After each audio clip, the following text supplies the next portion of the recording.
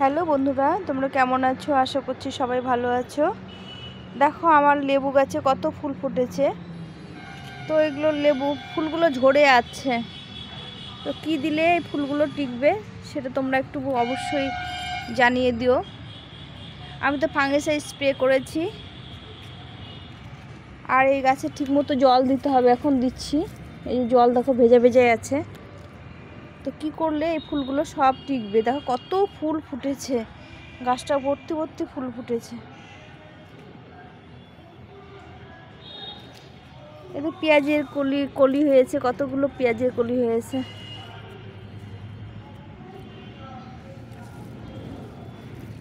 পেঁয়াজগুলো একটু হয়ে গেছে বড়, এখন তুলবো না। এটা অনেকটা বড় হয়ে গেলে পেঁয়াজ কলিগুলো তুলে নেব, পাতাগুলো তুলে নেব, আর পেঁয়াজগুলো পরে তুলে নেব। তো বন্ধুরা দেখো, এখানে আমি বীজ ফেলেছিলাম, এটা চারা বেরিয়ে গেছে, কুমড়ো চারা বেরিয়ে গেছে, আর এগুলো এখনো বাড়াইনি। তো এখানে দেখো দুটো কুমড়োর চারা বেরিয়ে গেছে। তো এখন আমার বেডটা তৈরি করে রাখতে হবে। এই গাছগুলো চারাগুলো বেরিয়ে যাবে, বাকি চারাগুলো বেরিয়ে যাবে, তার জন্য আমি বেডটা তৈরি করে নেব এখনই। তো বন্ধুরা, আমি এই যে এই বস্তার মধ্যে বেড বানাবো। আমার এখন মানে এই গাছগুলো একটু বড় হবে, লতানো হবে, যার জন্য এই বস্তাতে বেড বানাবো। এই বস্তাটা আমি দেখো, এই বস্তাটা আমি বেঁধে নিয়েছি এখানে। এই যে ভেতর দিকে বেঁধে উল্টে নিয়েছি, নিয়ে এখানে ফুটো করে দিয়েছি। এই যে ছোট ছোট ফুটো করে দিয়েছি,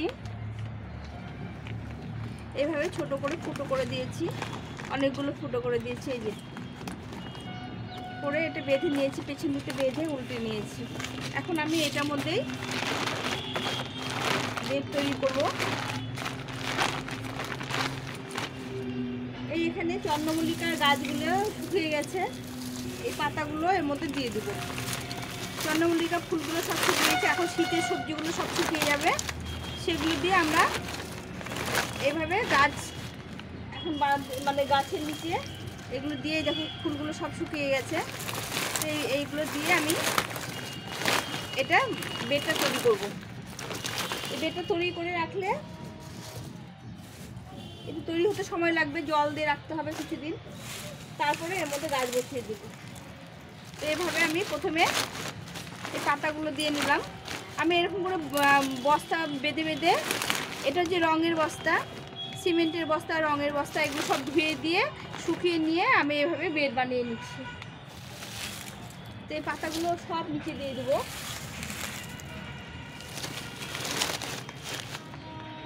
দেওয়ার পরে এখানে গোবর সার আর মাটি মিশানো আছে, এই মাটিটা দিয়ে দেবো। নিচে মাটি দিলে আস্তে আস্তে এগুলো পচে গিয়ে সার তৈরি হয়ে যাবে।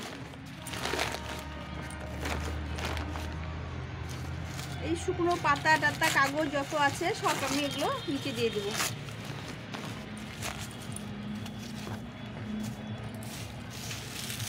কিছু শুকনো পাতা, এগুলো দিলে সবজি গাছ খুব ভালো হয়। সবজি গাছে মাটি ছাড়া এরকম করে তৈরি করলে ফুল গাছ, সবজি গাছ খুব ভালো হয়। এখন আমি এই কিছুটা শুকনো গোবর আছে, এই গোবরটা দিয়ে দেবো। একদম শুকনো গোবর, এই যে এবার শুকিয়ে রেখেছি আমি, ঝরঝরা হয়নি কিন্তু শুকিয়ে রেখেছি। যত কিছু আছে, এই যে এখানে কিছু পাতা আছে শুকনো পাতা, এগুলো দিয়ে দেবো। মাটি সহ পাতা আছে,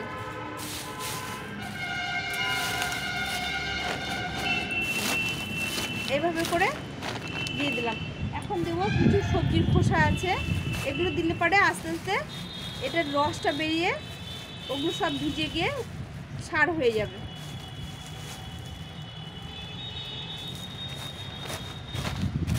তো এইভাবে করে আমাদের মাটির তো প্রয়োজনই হয় না। এরকম করে সবজির খোসা, গাছে যত ফুল ফলের গাছ হয় সেগুলো শুকিয়ে গেলে নতুন করে ওগুলো দিয়ে আবার এরকম বেড তৈরি করে নেওয়া যায়, যেগুলো তো আমরা চারা লাগাতে পারি। তো সবজির চারা, ফুলের চারা, এগুলো খুব সুন্দর হয়। তারপরে এখানে নিয়েছি একটু কী বলে কিচেন কম্পোস্ট মিশিয়ে নিয়েছি। এই কিচেন কম্পোস্টটা সবার উপরে দিয়ে দেবো। এর সঙ্গে মাটি মিশিয়ে নিয়েছি। তো এইভাবে করে এগুলো সব দিয়ে দিলে আস্তে আস্তে সবজির খোসাগুলো পচে গিয়ে, মাটিগুলো পচে গিয়ে আস্তে আস্তে সার তৈরি হবে। এর উপরে সামান্য একটু মাটি দিয়ে নিলে আমার গাছ এর মধ্যে হয়ে যাবে। তো এইভাবে দিয়ে দিলাম। এখন দেবো আর একটু গোবর, এখানে শুকনো গোবর আছে, গোবর সারটা দিয়ে দেবো।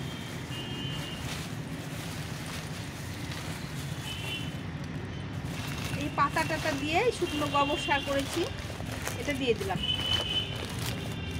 এইভাবে করে এই দেখো শুকনো গোবর একদম মাটি সহ আছে, যত কিছু আছে। এরপরে কিছু আনাজের খোসা আরও দিয়ে এটা আস্তে আস্তে নিচে নেমে যাবে। আর জল দিয়ে রাখলে এটা আস্তে আস্তে মাটি তৈরি হয়ে যাবে। তারপরে সামান্য একটু মানে ভালো মাটি, মানে চালনি চেলে রাখা মাটি দিয়ে দিলে আমার এই বেডটা তৈরি হয়ে যাবে। তো তোমরা এইভাবে বাড়িতে যত কিছু আছে, যত আবর্জনা, যত পাতা, সার, সবজির খোসা সব দিয়ে এইভাবে বেড বানাতে পারো। তো আমি এইভাবে এখন জল দিয়ে রেখে দেবো। নিচে পাতা আছে, তারপর মাটি আছে, তারপর সবজি খোসা আছে, এগুলো সব যখন ডিকম্পোস্ট হয়ে যাবে তখন উপরে একটু হালকা করে মাটির লেয়ার দিয়ে আমি বীজগুলো বুনে দেবো। এর মধ্যে আমার বীজগুলো তৈরি হয়ে যাবে।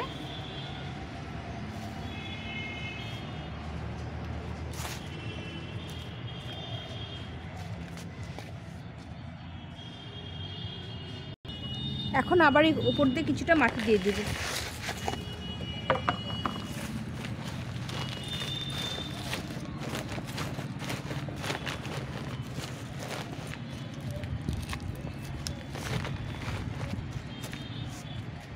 দিয়ে এখন এখানে অল্প অল্প করে জল দিয়ে দেবো।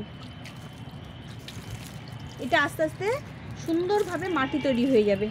তখন ওপরে একটু গোবর মাটি, সার মাটি মিশিয়ে দিয়ে, জৈব সার হোক, গোবর সার হোক, দিয়ে মাটি মিশিয়ে উপরে দিয়ে দিলে আমরা গাছ লাগাতে পারবো। তো আমি এইভাবে বেডটা তৈরি করে রাখলাম। তো বাড়িতে কোনো জিনিস ফেলা যায় না আমাদের, বস্তা বলো, যত সবজি শসা, এখন তো অনেক পাতা হবে, পাতা টাতা দিয়ে এইভাবে আমরা গ্রো ব্যাগ তৈরি করে এরকম করে আমরা সবজি গাছ বসাতেই পারি। দেখো কত সুন্দর হয়েছে। এখন এর উপরে একটু মাটি দিলে আমি মাটি দিয়ে গাছ বসিয়ে দেবো। তো তোমরা এইভাবেই গাছ করতে পারো খুব সহজেই। বাড়িতে যেগুলো বর্জ্য পদার্থ, পাতা টাতা, যত বস্তা টস্তা আছে সবগুলো আমাদের কাজে লেগে যায়। তো আমার এই বেডটা কেমন তৈরি হলো তোমরা অবশ্যই কমেন্ট করে জানিও। তো বন্ধুরা, আমার ভিডিওটা কেমন লাগলো তোমাদের অবশ্যই কমেন্ট করে জানিও। তোমরা এইভাবে বাড়িতে প্যাকেট, বস্তা, যে কোনো কিছু দিয়ে তোমরা এরকম করে বেড বানিয়ে বা গ্রো ব্যাগ বানিয়ে, আর যত নোংরা মানে শুধু প্লাস্টিক বাদ দিয়ে যত ফলের খোসা, সবজির খোসা, পাতা টাতা, কাগজ সব দিয়ে তোমরা এইভাবে সবজি গাছ করতে পারো। কেননা এগুলো আমাদের সুন্দরভাবে সবজি হয়ে মানে তৈরি হয়। এগুলোর মধ্যে যেটা আমাদের ফেলে দিতে হয় সেই জিনিসগুলো দিয়ে আমরা সুন্দরভাবে সবজি গাছ বুনে আমরা সবজি তৈরি করতে পারি। তো দেখো আমি এখানে শুধু দিয়েছি পাতা টাতা যত আছে, চন্দ্রমল্লিকা গাছে শুকিয়ে গেছে পাতা, গোবর সার, মাটি, কাগজ, তারপরে কিচেন কম্পোস্ট সব দিয়ে আমি এই বেডটা বানিয়ে রাখলাম। এখন ওপর দিয়ে এক লেয়ার মাটি দিয়ে আমি এগুলো জল দিয়ে রাখলাম। মাঝে মাঝে একটু জল দিয়ে দিতে হবে, তাহলে এটা আস্তে আস্তে পচে গিয়ে নিচে নেমে যাবে আর মাটি তৈরি হয়ে যাবে। এরপরে হালকা একটু প্লেন মাটি দিয়ে আমরা গাছ বসিয়ে দেবো। তো আমার যদি ভিডিওটা ভালো লেগে থাকে তোমরা, তাহলে আমার চ্যানেলটাকে সাবস্ক্রাইব করে পাশে থেকো। তোমরা ভালো থেকো, সুস্থ থেকো, আর আমার ভিডিওগুলো অবশ্যই দেখো, বন্ধুদের সঙ্গে শেয়ার করো। আজকে এই পর্যন্ত, সবাই ভালো থেকো, টাটা।